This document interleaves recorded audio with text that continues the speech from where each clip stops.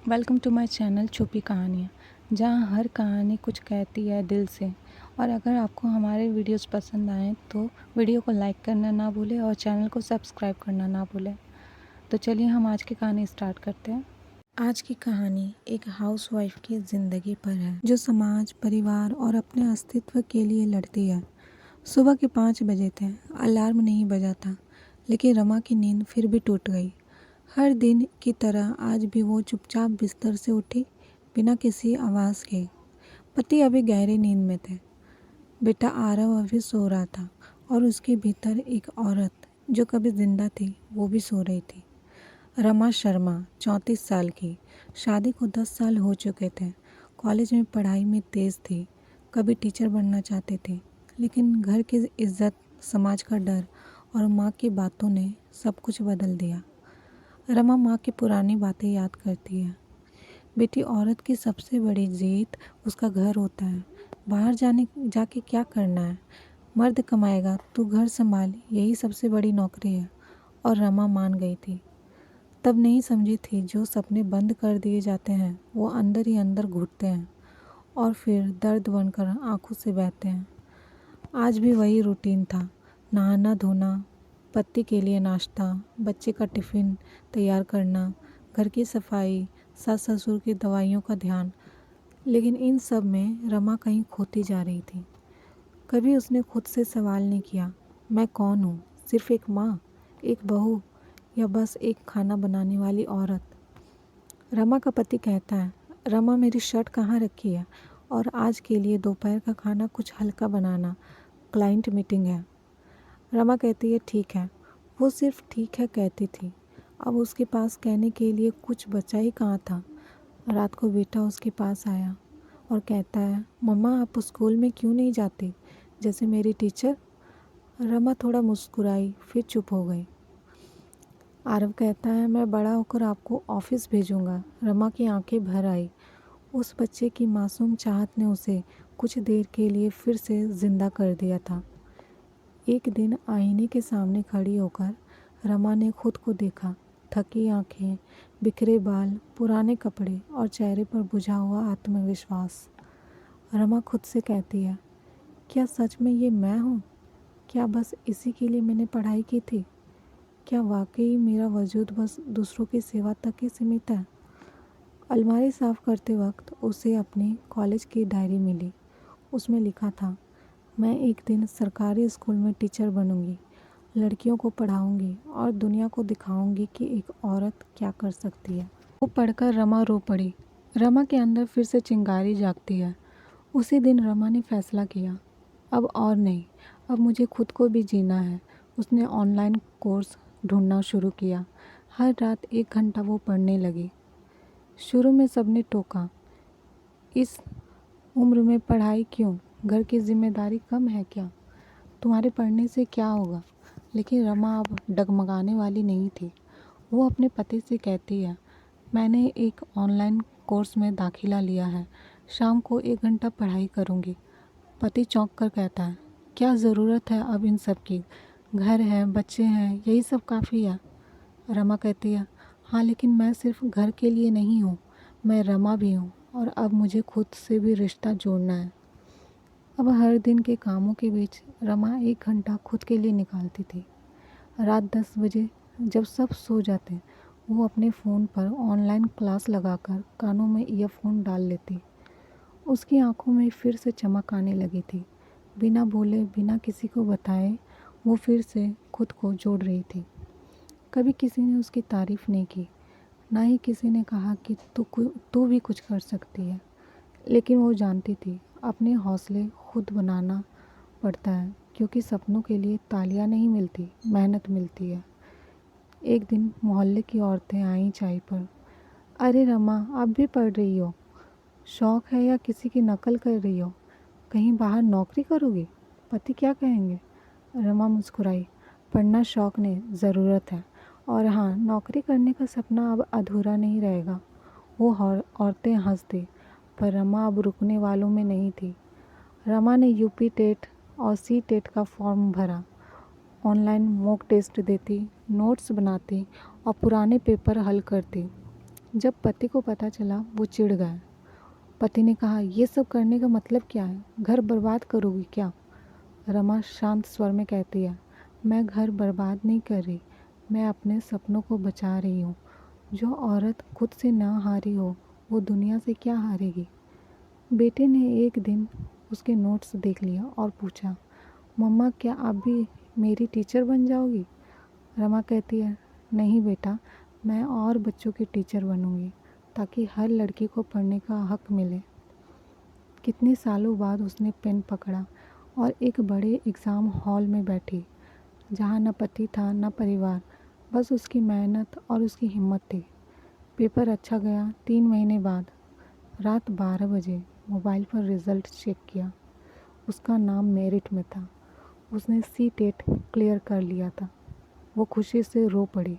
अम्मा अपने पति को ये बात बताती है, मैंने एग्ज़ाम पास कर लिया है। पति कहते हैं, आप क्या नौकरी भी करोगी? हाँ, और इस बार मैं पीछे नहीं हटूंगी।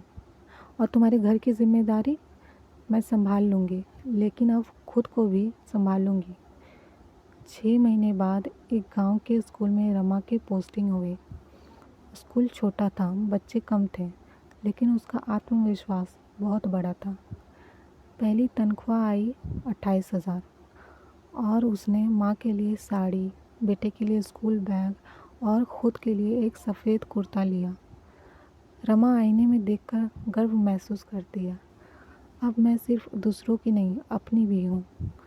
जो औरतें हंसा करती थी, अब उन्हीं की बेटियाँ रमा से कोचिंग लेने आने लगी। एक महिला बोली, दीदी मेरी बेटी को भी आप पढ़ा दो, उसे भी आपकी तरह बनना है। रमा मुस्कुराई और बोली, सब बन सकती है, बस खुद पर भरोसा चाहिए। अब हर सुबह 6 बजे उठती, बेटे का टिफ़िन, पति का नाश्ता, सास ससुर की दवाइयाँ और फिर 7:45 की लोकल बस पकड़कर 9 बजे स्कूल। शाम को 4 बजे लौटकर फिर घर संभालना। उसका शरीर थकता था पर आत्मा नहीं। जब एक औरत कुछ करने की ठान ले तो उसके दिन में 24 नहीं 48 घंटे निकल आते हैं। धीरे धीरे परिवार का रवैया बदलने लगा। पति कहता है, अब तो तू बहुत बदल गई है, पहले जैसी नहीं रही। सास भी ताने देती है, पहले घर चमकता था, अब तो काम वाली जैसे घर आती है। देवरानी भी पीठ पीछे बोलती है, बस 2 पैसे कमाने लगी और घमंड आ गया इसे। रमा को हर दिन उपेक्षा, ताना और चुप्पी मिलती थी। फिर आया एक ऐसा दिन जब रमा की स्कूल में टीचर्स डे की तैयारी चल रही थी। वो पूरे दिल से बच्चों के साथ रंगोली, पोस्टर और एक स्पीच की तैयारी कर रही थी। उसी दिन घर में सास को हल्का बुखार था। रमा ने दवा दी और स्कूल चली गई। शाम को घर लौटी तो माहौल भारी था। पति ने गुस्से में कहा, माँ को बुखार था और तू रंगोली बना रही थी? रमा ने शांति से जवाब दिया, मैं दवा देकर गई थी, बुखार हल्का था। पति ने कहा, बस यही रह गया था सुनना, अब तुझे अपनी नौकरी प्यारी लगती है, माँ नहीं। उस रात पति ने उससे बात करना बंद कर दिया। रमा का खाना कोई नहीं खाता, कोई उससे नहीं बोलता। बेटा भी चुपचाप हो गया। रमा टूट रही थी। शायद ये घर उसका था, लेकिन अब वो उसमें मेहमान बन गई थी। एक रात रमा बाथरूम में बैठी, कपड़े धोने के बहाने, लेकिन असल में रो रही थी। क्या मेरी गलती है कि मैंने कुछ बनना चाहा? क्या औरत सिर्फ दूसरों की सेवा के लिए होती है? जिस घर के लिए मैंने सब कुछ छोड़ा, वही घर अब मुझे पराया महसूस करवा रहा है। रात को बेटे ने पूछा, मम्मा आप क्यों उदास हो? रमा ने मुस्कुराकर जवाब दिया, कभी कभी खुश रहने के लिए चुप रहना पड़ता है बेटा, लेकिन अब मम्मा चुप नहीं रहेगी। अगले दिन रमा ने एक बड़ा फैसला किया। उसने एक रेंटल फ्लैट देखने का अपॉइंटमेंट लिया। रमा अपने पति से कहती है, मैं कुछ दिनों के लिए अलग रहूँगी। कोई गुस्सा नहीं, कोई लड़ाई नहीं, बस मुझे खुद को फिर से समझना है। पति गुस्से में कहता है, तू पागल हो गई है क्या? रमा कहती है, नहीं, अब मैं होश में हूँ, और जब तक कोई औरत होश में ना आ जाए, दुनिया उसे सिर्फ मजबूरी समझती है। रमा अब अपने नए किराए के छोटे फ्लैट में शिफ्ट हो गई। किचन छोटा था, बिस्तर मामूली सा, लेकिन वहाँ सुकून था। वो बच्चों को पढ़ाती, अपने यूट्यूब चैनल पर एजुकेशनल वीडियो बनाती, रात को अपने लिए कॉफ़ी बनाकर खिड़की के पास बैठती और कहती, मैं फिर से जी रही हूँ। रमा अब स्वतंत्र थी। छोटा किराए का घर, सीमित खर्च, लेकिन खुशियों की कोई कमी नहीं थी। उसके पढ़ाने के तरीके के वीडियो यूट्यूब पर वायरल होने लगे। उसे एक एनजीओ से ऑफ़र मिला, स्लम एरिया की लड़कियों को फ्री एजुकेशन देने का प्रोजेक्ट। रमा ने फ़ौरन हाँ कर दी। उसने दूसरों को पढ़ाने के साथ साथ खुद की आत्मा को भी जगाना शुरू कर दिया। एनजीओ ने रमा को एक वुमेन एम्पावरमेंट सेमिनार में बुलाया। वहाँ बड़ी बड़ी लेडीज़ थी, डॉक्टर्स, आईएएस ऑफिसर्स और प्रोफेसर्स, और एक छोटे से शहर की महिला रमा शर्मा। रमा स्टेज पर अपनी स्पीच देती है। मैं एक हाउसवाइफ हूँ जो सालों तक चुप रही, दूसरों की पसंद से जिया, लेकिन एक दिन जब खुद से नज़रें नहीं मिला पाई, तब समझ आया कि मैं बस ज़िंदा हूँ, जी नहीं रही। तब से मैंने खुद से वादा किया, अब मुझे खुद के लिए भी जीना है, और आज मैं खुद से शर्मिंदा नहीं, गर्वित हूँ। पूरे हॉल में तालियां गूंज उठी। कुछ हफ्ते बाद बेटे आरव की चिट्ठी आई। मम्मा, पापा आपसे बात करना चाहते हैं। दादी भी अब पहले जैसी नहीं है। मैं भी आपके पास रहना चाहता हूँ। रमा की आंखें भर आई। कुछ दिन बाद उसका पति खुद उसके घर आया। पति संकोच से कहता है, रमा, शायद हम सब ने तुम्हें कभी समझा ही नहीं। तुम जब घर में थी तो हमें लगा ये सब तो तुम्हारा फ़र्ज़ है, पर जब तुम नहीं रही तब समझ आया कि तुम क्या थी। मैं माफ़ी मांगना चाहता हूँ। रमा ने शांत भाव से कहा, मैंने तुम्हें कभी दोष नहीं दिया, लेकिन अब मैं वही रमा नहीं हूँ जो चुपचाप सब सह लेती थी। अब अगर घर लौटूंगी तो अपने शर्तों पर। पति ने हामी भरी।